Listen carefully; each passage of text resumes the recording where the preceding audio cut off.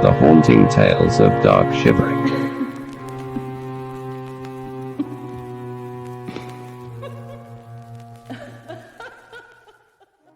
Dark Shivering is a quaint village which lies on the English and Welsh border. It is notoriously difficult to find, and with neither Wales or England staking their claim over it, it has been largely forgotten and untouched by outside hands. I stayed in Dark Shivering mainly in the 1970s, 1980s and 1990s on business. From the locals I collected many ghost stories. Here are a few of them to make you shiver. The Parlour. Whilst sat one cold winter's night by the fire in the Dark Shivering Inn, I was looking through some work papers and making notes for the following day when an old gentleman came and sat with me by the fire. There was only the two of us in the lounge area, and that wasn't unusual for this time of year. The only couple of staff who were there were in the kitchen, and you could hear them chattering and laughing and generally making the most of the quiet season. I finished what I was writing and made polite conversation with the old chap sat opposite me. As it turned out, he was a very talkative character, and I ended up going off to bed that night far later than I should have done, as the following day I had a hectic schedule. The man's name was Dennis, and after telling him that I was collecting unusual stories about Dark Shivering, he soon filled the next few hours with non-stop stories of old. The one I found most intriguing was about the devil visiting a house deep in Marvelbank Woods that occurred in the 1800s. It was so interesting, and he told it in so much detail, that when I wrote this book I had to find Dennis again and record his story word for word on my recorder. As is usually the way, the best version of a story comes from the horse's mouth, so to speak. And here it is. It was the late 1800s. Queen Victoria was on the throne, and people far and wide across the land were experimenting with seances and the like. The Queen was even said to be practicing in this area, as she wanted desperately to contact her beloved husband, and as was the case in those days, whatever the monarch was doing would trickle down to the masses and become the latest fashion in high society. The Ingalls family, who used to live in the only house on Marvelbank, which is now just an empty ruin, were not high society or even interested in contacting the dead, but one fateful weekend they had a visitor who was. Now, Mr. Ingalls used to work one of the mines on Marvelbank, and Mrs. Ingalls used to take in other people's laundry and so forth to keep their heads and the heads of their 5 children above water. They were lucky enough that their house was rather large, and being out in the middle of the woods they had added various extensions on here and there, and so in the end the house probably doubled in size. One of the ladies in the village who was lucky enough to get Mrs. Ingalls to do her laundry was Mrs. Partridge. She had money from old, and even though she had maids and cleaners, she insisted that Mrs. Ingalls do her laundry, as no one else could do laundry quite like her. Usually when Mrs. Partridge wanted her laundry done, one of her maids would go back and forth to Marvelbank, but on this one occasion Mrs. Ingalls was surprised to see Mrs. Partridge walking up the garden path. The two ladies greeted each other, and Mrs. Partridge gave Mrs. Ingalls a modest bag of laundry and then went on to inquire if Mrs. Ingalls would be interested in putting a guest up for the forthcoming weekend, as she knew they had room and kept an immaculate house. She said she would pay the Ingalls handsomely for the privilege, and that her guest would need a room from the Friday evening, leaving on the Monday morning. The guest would be out for most of the daytime. The main requirement was a bed each night. Mrs. Ingalls was pleased that Mrs. Partridge should think so highly of her to ask such a favor, and agreed to have the stranger stay. The money would come in very useful, and the children could easily give up one of their bedrooms and share for the weekend. As was the norm for Mrs. Ingalls, she cleaned the house from top to bottom until even the flagstone floor was shining ready for her guest. At about 8 o'clock on the Friday evening, Mrs. Partridge came walking up to Marvelbank with her guest in tow. He was a well-dressed man who looked to be in his 30s. He wore a black suit, his hair was long and dark, tied back into a neat ponytail. Mrs. Partridge introduced the gentleman as Mr. Gregory Rasputin. The 2 eldest Ingalls children were immediately taken with him, offering to take his bag, showing him his room, and chattering away as children do, and Mr. Rasputin seemed very mild-mannered. calm and to be enjoying the children's obvious interest in him. Mrs. Partridge did not stay long, only to say that her maid would come and meet her guest the next day, and following that he retired to his room almost straight away. The following day Mrs. Ingalls awoke to find Mr. Rasputin already up. He was sat in the garden smoking a pipe whilst the children were playing around him and asking him questions and telling him stories of their own. He looked to have a hypnotic effect on the children, and they all seemed drawn to him. She called out to him to see that the children were not bothering him, and he warmly smiled, shaking his head that he was fine. Mid-morning Mrs. Partridge's maid arrived and walked happily away with Mr. Rasputin. Mrs. Ingalls was happy for him to come and go as he pleased without asking any questions. She had enough on her plate and quickly set her children to work doing chores to help around the house. Later in the day Mr. Rasputin returned to Marvel Bank alone and asked Mrs. Ingalls if she would mind him entertaining a guest. He would be no trouble and would keep to his own room for the evening. Well, Mrs. Ingalls could do better than this for her charming guest. She was taking the whole family across the village to visit her sister who had been poorly. She intended on doing chores around her sister's house, which she had been too ill to manage herself. She expected to be back very late as there was lots to do. She told Mr. Rasputin to make himself and his guest at home and to not worry about keeping to his room. He could use any room he felt most comfortable in. At about 10 p.m. on that Saturday evening, the Ingalls family returned home to find the house in darkness. They assumed Mr. Rasputin had retired to his room, and that his guest had left earlier in the evening. On the Sunday morning that followed, Mr. Rasputin was nowhere to be seen. Assuming him still to be in his room, Mrs. Ingalls went about her day as normal. The children played outside in the woods as Mr. Ingalls was chopping blocks of wood for most of the day. Mrs. Ingalls was busying herself in the kitchen. It wasn't long into the day before Mrs. Ingalls began hearing a knocking sound coming from her parlour.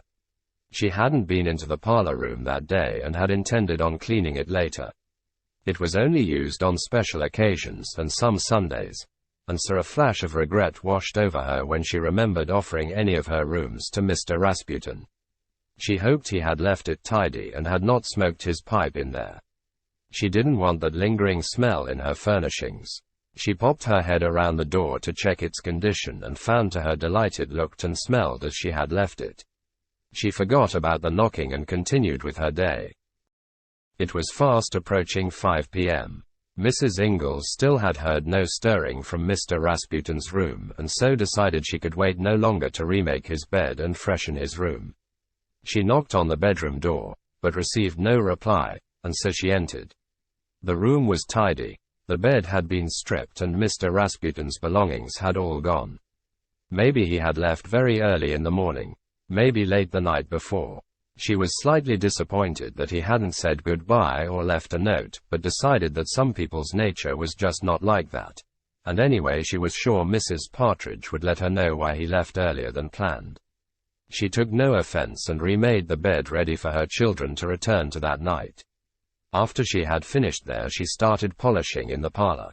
Once in there, she realized that Mr. Rasputin must have used this room the night before, as her table had been pulled away from the wall and 3 chairs were drawn up to it.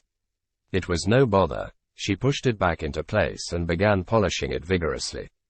As she did so, she began to hear the knocking once again and quickly realized it was coming from the table she was cleaning. She checked it all over, but there didn't seem to be a reason for the knocks, and she was becoming more than a little nervous about it. She quickly finished what she was doing and left the room. As she did so, she distinctly heard the table she had just been polishing drag itself across the floor. Without turning to look, Mrs. Ingalls shut the door, drew a cross against herself, and said a silent prayer upwards for peace to return to her home. Mr. Ingalls was just coming to the end of his wood pile when he saw his wife walking hurriedly down the path. He called out to her, but she continued on without so much as a wave or nod. That was a woman on a mission, probably heading over to her sister's house, he thought to himself. Mrs. Ingalls knocked on the large ornate door of the Partridge residence. The door was quickly opened, and before she could speak, The maid pulled her inside and told her that they had been expecting her and she was to go straight up to Mrs. Partridge's bedroom where the old lady was waiting to see her. When she entered the bedroom, the curtains were half drawn and the room was dim. She turned to see Mrs. Partridge in her bed. She did not look well and her bed was disheveled as though she had tossed and turned relentlessly. "Who was that man you sent to me?" said Mrs. Ingalls unfalteringly cold. "I am so sorry, Mrs. Ingalls. I implore you to believe I had no idea what this man could do," said Mrs. Partridge.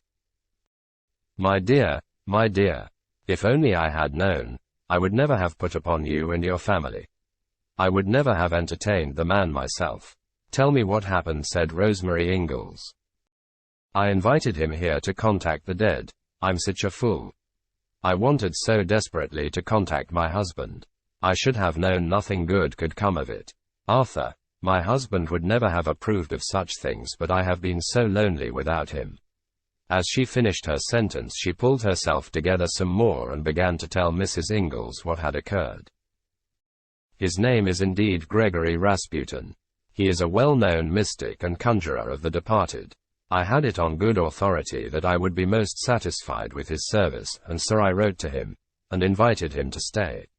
He responded almost immediately, but requested that he stay somewhere close to nature or with a large garden where he could be at one with the natural earth. I thought of you immediately, Mrs. Ingalls, but not to cause you any harm, I assure you." "Go on," said Rosemary. "Well, I cannot and will not speak of yesterday's events, but let it be known that I have seen things I never thought possible.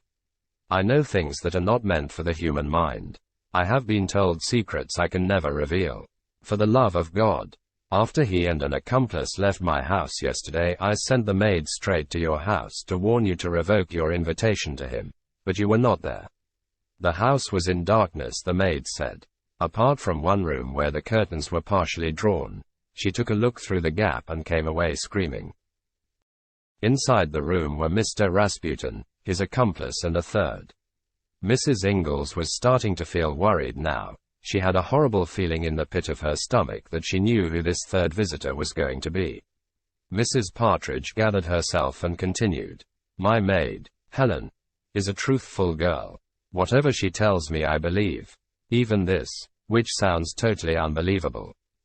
She said that the two men were entertaining the devil himself. He was sat at the table, but he was so large his head and shoulders were at least 2 feet higher than the other guests. She saw his cloven feet. She smelled the sulphurous air. And she looked into his soulless eyes. His eyes quickly darted and locked in on her looking through the window. He creepily smiled, and that is when she ran." Rosemary Ingalls did not say another word to Mrs. Partridge. She calmly walked out of her house and back home to where the devil himself had been but just the night before. On her way back home, she called into the vicarage, and no sooner had she entered than she was leaving again with the local vicar in tow. They both walked to Marvel Bank purposefully and with one aim in mind, to cleanse the house of all evil spirits and demons. When they arrived, Mr. Ingalls was still outside with the children, and Mrs. Ingalls told him in no uncertain terms to stay there and keep the children there too. Inside the house all was still and quiet. The vicar went into each room meticulously, covering every inch with prayers, incense and holy water. The last room was the parlour, and as they both entered, the vicar and Mrs. Ingalls were overcome by a sulphurous smell that burned their nostrils. They were not to be deviated from their work, however, and the vicar went into spiritual battle against the unholy visitors in the room. It was a sight that had to be seen to be believed. The room was filled with wailing and screams. The vicar and Mrs. Ingalls were pelted by human excrement. The walls were splashed with urine and the floor was bathed in blood. The fight continued for over an hour until suddenly, the room fell into silence. In a flash the window flew open and the toxic atmosphere was sucked out of the room. As they stared in wonder and disbelief at what had just happened, both the vicar and Mrs. Ingalls saw a dark form jump from next to the table and speed out of the window into the forest outside. At last the devil had gone, but not without leaving his mark. Next to the table where the dark form had stood was 2 cloven hoof marks burned into the floorboards for all time as a reminder of his visit. Mrs. Ingalls and her family continued to live in her beloved house that she took such great care of, but the house was never to be the same again. Although the devil had been banished from her home, he had left some minions behind to sour the air. It was only on the long lonely winter nights that the table in the parlor would begin knocking, but the family could not rid themselves of the noises. They removed the table, but still the knocking could be heard from the room, so they put it back and locked the parlor for good. Eventually, after the children had grown up and moved out, Mrs. Ingalls was left a widow. She lived there until the day she died, the house decaying around her. Her children implored her to go and live with one of them, but she wanted to be in her own home. When she died, no one would go near the old place, and soon it fell into the ruin that stands there today. Locals were weary of the house that the devil had visited, and so people kept their distance. The story of the devil visiting Marvel Bank didn't end in the 1800s, however. In the 1930s, a developer had taken a fancy to the ruined property and its land and decided he wanted to rebuild a house there on the old Ingalls house foundations. It wasn't to be, though, as he could get no one to work there after workmen reported seeing a large demon-shaped monster stood amongst the trees watching them like they were his prey. Nothing came of the venture, and the site was left for nature to take over. And the reason Dennis knew the story so well: his surname is Ingalls, and he was the youngest child of Rosemary Ingalls. Dark Shivering has lots more stories to give up, and I'm always collecting them for future books. Join me next time for more haunting tales of Dark Shivering. Don't forget to click like and subscribe so you never miss another ghostly episode.